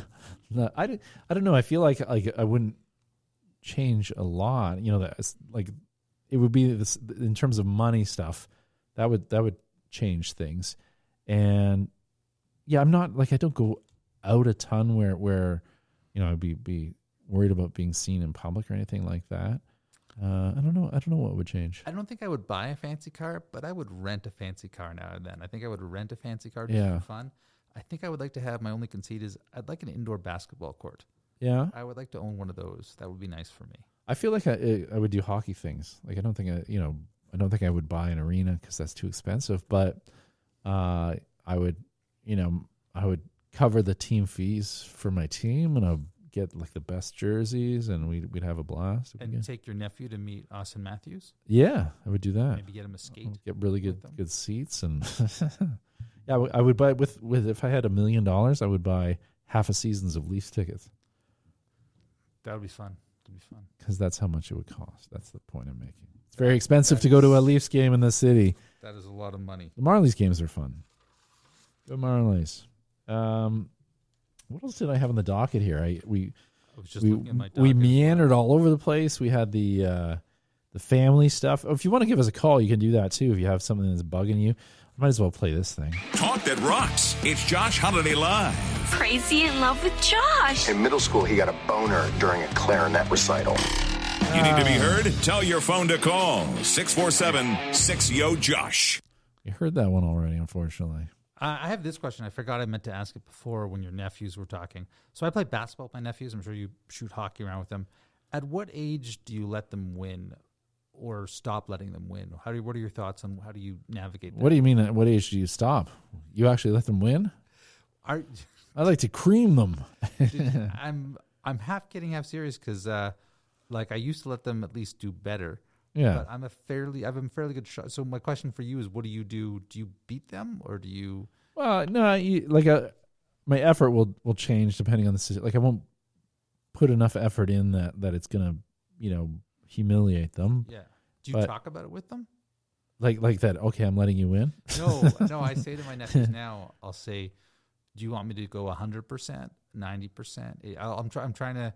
Or when I have the basketball, I'll say, do you want me to shoot from farther? If we're playing 21, I'll make my shot. Yeah, you'll handicap yourself. Yeah, and I'm saying to my younger nephew, I'm trying to make it so it's a challenge for both of us. Does that make sense? So I'm not condescending to him. I was just wondering what other people do. I don't know. I haven't had experience. They're still pretty young, like 9 and 10. We played when I went out to visit my sister and fam in Calgary.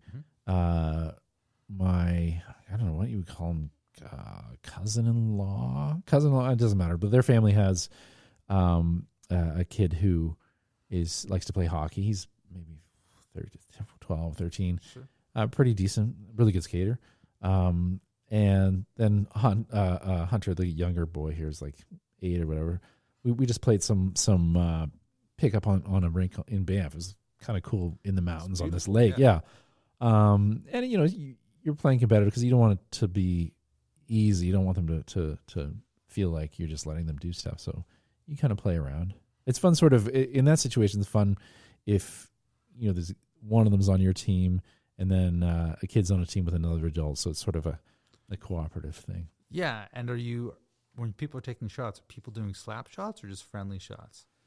Well, in that case, there were no boards or anything. It was just snowbank. So it was really like everything along the ice, and we weren't wearing any kind of equipment. I find that young boys at a certain age are very competitive, and I guess I'm trying to navigate with going, how much do I feed into that, and how much do I not? That's my. I don't want to say it's a challenge; it's a process I'm aware of. Well, I would say put in enough effort to get a tie, or they win barely. Okay, and if they ever start trash talking me, then I play better. My thing is, once they're being mean about winning, then I turn it up a bit. You turn up the notch, and then you start trash talking them. Well, because I think the thing you're adopted. My aunt said to me, she goes, the thing about playing with kids is you want them to develop the manners where other kids want to play with them. Yeah. So if they start gloating, that's not a good behavior. That's true. Anyway, so I'm always mindful of what helps them socially. Yeah, that's a very, very good uncle or whatever you are in relation to those kids you're talking about. They're just random kids. Are you a big brother, Ron? No, just something I think about. You look like you have a question you want to ask me. No, I was just going to say, I thought this was a weird story, and it seems very Air Canada, but there is a woman, like an older black woman who was unable to make a connection on her flight. I think it was I want to say in Ottawa, but it doesn't really matter the city. And Air Canada, we're going to take care of a hotel for her, but there was another guy who's a young dude, and Air Canada said, "Well, we only have one room, so can you guys share a room? You two strangers." They're strangers. Yeah, that's a weird thing to even think about saying, let alone say. Like that should be in your head and go, "No, this shouldn't come out of my head." Yeah, it's bizarre. It's like, and what happened in that? I think the woman called her sister and ended up getting a room somewhere else or tried to book. I don't think she went through with it, but just the thought of like wanting to, like, it's just weird pairing you up with a stranger of the opposite sex. It's also, they have to be aware that we live in the day of things going viral. That's a story that lends itself to going. You can see people talking about it on the internet. Like you can hear it. Well, obviously, like a news story, right? Yeah, it made all the news. So that's just bad. Even if they had to spend money and go somewhere else, you'd save more money by avoiding the bad publicity. Well, even like that's the thing now is used to be word of mouth wasn't super powerful, but now with Yelp not as much because there's rumors about it getting primed and jacked and people can pay for bad things to disappear and appear. But with Google reviews and reviews in general, you really do have to be careful about what you do, and you have to do good work or you're not going to get a lot more work because most people, I know when I'm looking for any kind of contractor, or if I'm traveling somewhere or whatever the case is, I research everything, and I look for the ones that are have the best customer ratings, and with the ones that are way at the bottom of the rung, I think most people are going to check, and you're not going to get a ton of business. So there's a real accountability that's changed in the internet age. I got 2 points on this. One is okay. Make your points. I think the number is anytime there's bad press, people tell on average 9 times as many people about a bad experience versus a positive one. And the second one, this one's where I find odd. Have you ever been looking at reviews online, like be it on Yelp or something, and it looks like, is this a real person or is this a fake review? Yeah. And how do you navigate? Well, I don't want to be cynical, but I do want to. Right, but I think the I think the review sites like Google are sort of aware of people trying to juice the system, game the system. Game the system. That's the word I'm looking for. It's not wrong. I know what you're saying. Juice the system. So I think they look for trends and algorithms, and if someone's super positive, sometimes they'll hide that review or they'll feel like it's from a business. My mother just got a mirror replaced on her car. Yeah. And I was looking at the place that she was taking it to for reviews, and it was all like five star reviews.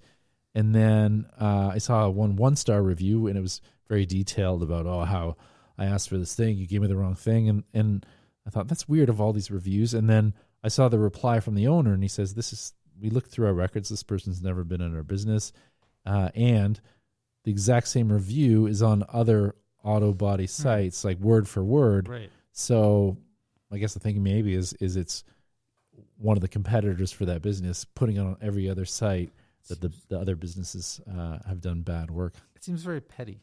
Oh, it definitely does. Yeah. I know this. I go on science sites sometimes just to read about science. Yeah. And somebody, if it's a climate change type issue, somebody will post something. It sounds like they're in defense of coal, and I'm like, I don't believe that you're a regular person putting that. Like, I think you've been paid by some company to do it. But I'm like, why would you? Is it worth the trouble to hire a person to say every time you find something that's anti-coal, I want you to speak positively? Like, is there somebody whose job is to go online and put positive coal? Oh, I think so. I think that's become a thing now, and it's in the worst case scenario, it's where on political sites there are people who you almost know, like you go to their Facebook profile and it's definitely fake, and they're being paid by some interest. A lot of times, like the big one obviously is the Russians and the troll farms, but a lot of times when there's people saying somewhat preposterous things, there's money behind it and there's a reason for it. So I don't want to be cynical. So when I go online to listen to what other people are saying about something, how do I trust? Who do I trust? Well, I think a lot of it is your gut feeling. Does this feel? Does this check out? Does this feel right? And then you can kind of, if like I noticed when I went through those reviews, I was like, okay, what's going on with this single review? And I thought that's probably what's going on here. I'll be fully honest. There's 2 reasons I please do be fully honest. Thank you. For the first time tonight, be fully honest. When I go on reviews for hotels, because that's probably the things I check on before I do. Oh, definitely Travelocity. Yeah, and I love 2 things. I love just a simple, straight up review. Somebody's like, 4 stars. We stayed here. It wasn't the worst. It wasn't the best, or 3 or 4, whatever. Just a straight up. And I'm like, okay, that's a real person. They were just like, it is what it is. It's fine. It's clean. But my favorite review is the ramble review that gives it a rating, but then goes on to tell you their whole family's personal experience. The personal life. And they'll just say, I got here. We were tired. My son, Jeffrey, he really wanted to sleep, but Aiden didn't want to sleep at all. And I'm like, none of your review has anything to do at all with, I don't know how do you determine your star rating. Your family dynamic. But I've read through the whole thing because it went on, and then they get to the end. I'm like, how did you even, you're venting about your personal life in the form of a review, but it's very entertaining to me. But in no way is it a real review. There's, do you know the comedian Doug Stanhope? Yes. This week, I guess back in, I think, January, February, he posted a really long roast review of, I want to say the Rio, but one of the hotels that it's owned, it might have been Caesars maybe, but there's a bunch of them that are owned by the same people, the Caesars people, You'd be amazed at how many are owned by the same group. In any case, he wrote this review. He put it on Travelocity and Yelp. And it's it's a funny read. It's a couple of paragraphs, and it's taking them down for being out of date and all of these things. He got I don't know if it was an email, but he got a notice from the thing that he's banned from all of their properties. Oh wow! And he's not welcome. He'll be kicked out by security if he shows up. Banned for life? Yeah. How do they, like, if I've been banned from which I haven't been, but I'd be sort of flattered to be banned from a casino, and then I just walk in like 5 years later, they really will go, hey, I know it was 5 years ago, but you've been like, you know what? Casinos are starting to use facial recognition. So, and because there are people who say, they sign up and they give their information to the casino saying, I'm a problem gambler. Don't let me into your establishment. And the facial recognition will recognize them and they'll make sure that they don't go in. And it's the same thing with, there's certain gamblers that they don't want coming to their place because they've maybe gamed the system. So they're kicked out. So I think especially in Las Vegas, the casinos are pretty vigilant about those things. I was at a writing workshop in Montreal several years ago, and there was a guy there from South Africa who wrote fiction. South Africa? Yeah. Fiction mostly, but every now and then he'd write an op-ed. And he wrote an op-ed piece about Russia and Russian politics. He goes to Russia for a writing conference. They Google him at the border because they use passport people, or they use Google. And his name comes up, and they see the op-ed, and they're like, we have to, like, just a second. They go and they check. They're like, we're not letting you in. Yet. Yeah. And he's like, what do you mean? And they're like, this is what, and they turn around, and they've literally it shows all his writing, and they just go to this page that goes, this isn't nice what you wrote. And I don't know if it was their boss saying it, or they've just decided you wrote not nice things.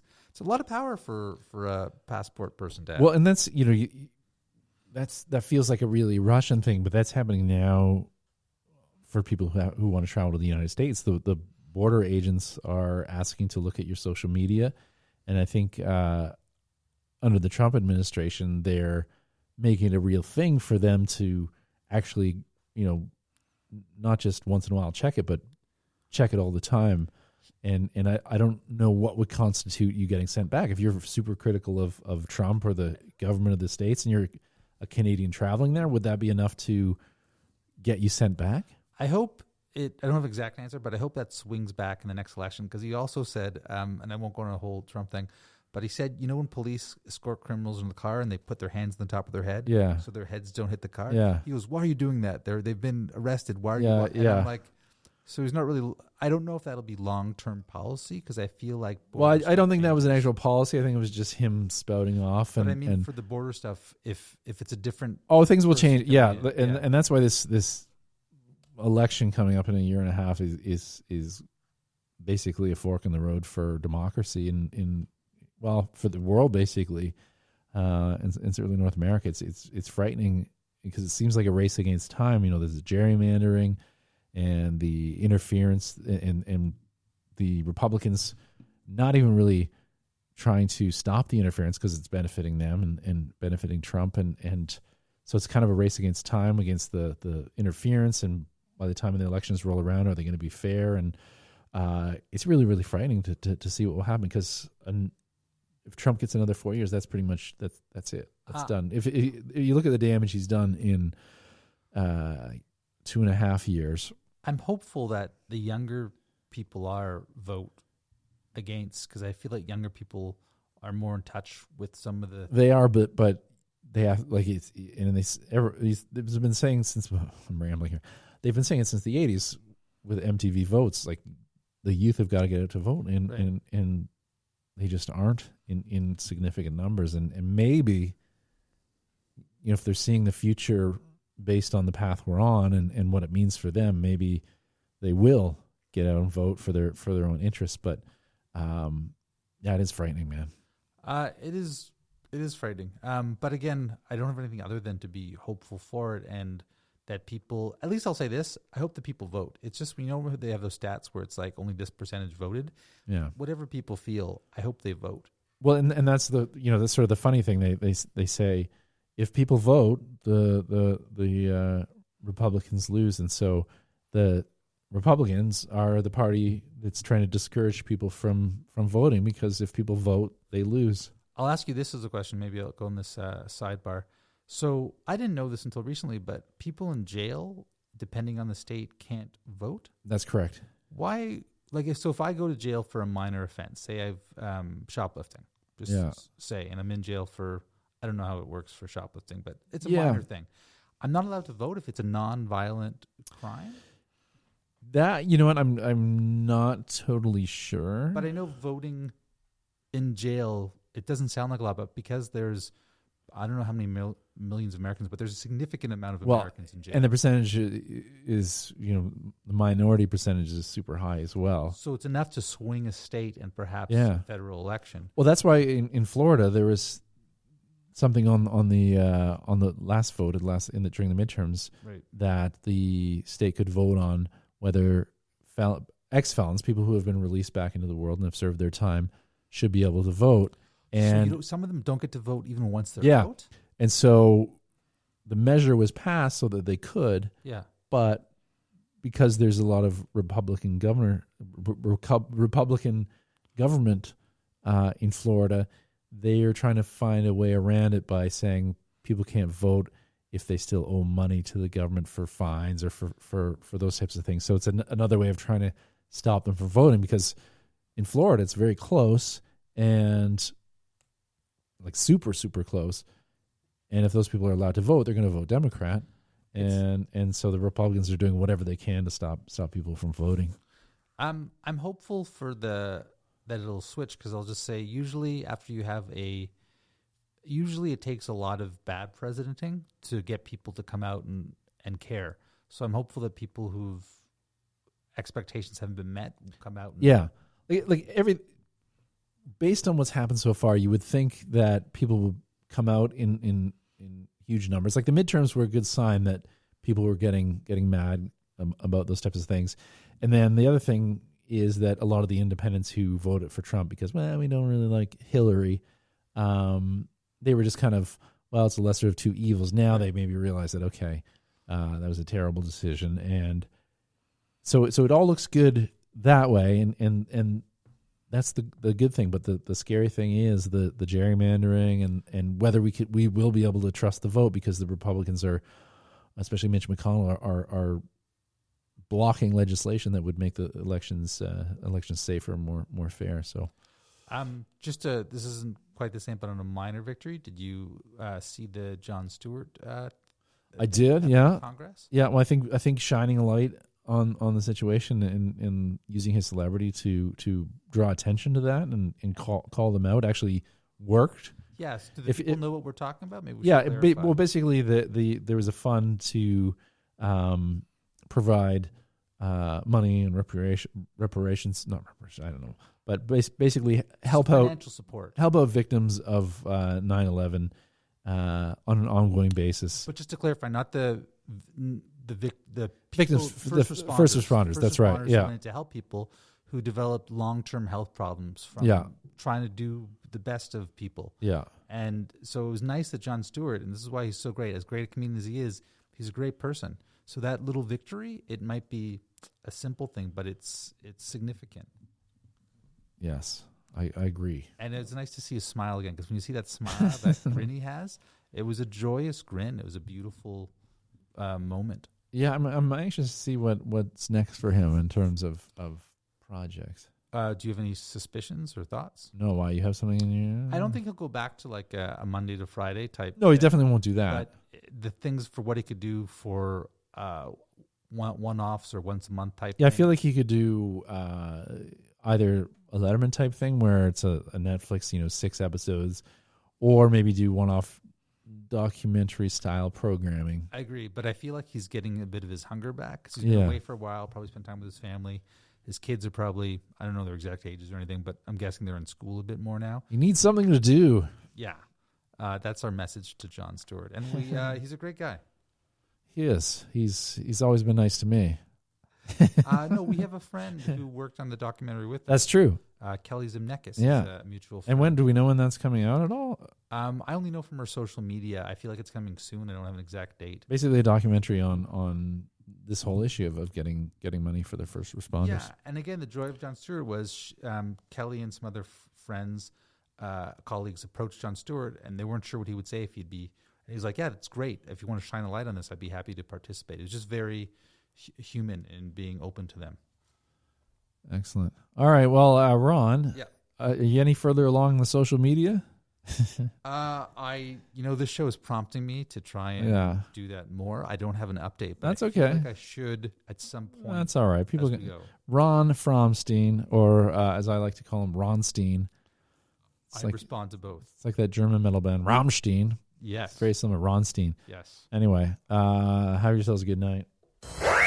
Turn on the lights, open the shades. The show's over, but the conversation continues. On Twitter at Josh Holiday, on the web at joshholidaylive.com, and hear missed episodes on your favorite podcatcher. Talk that rocks. Josh Holiday Live.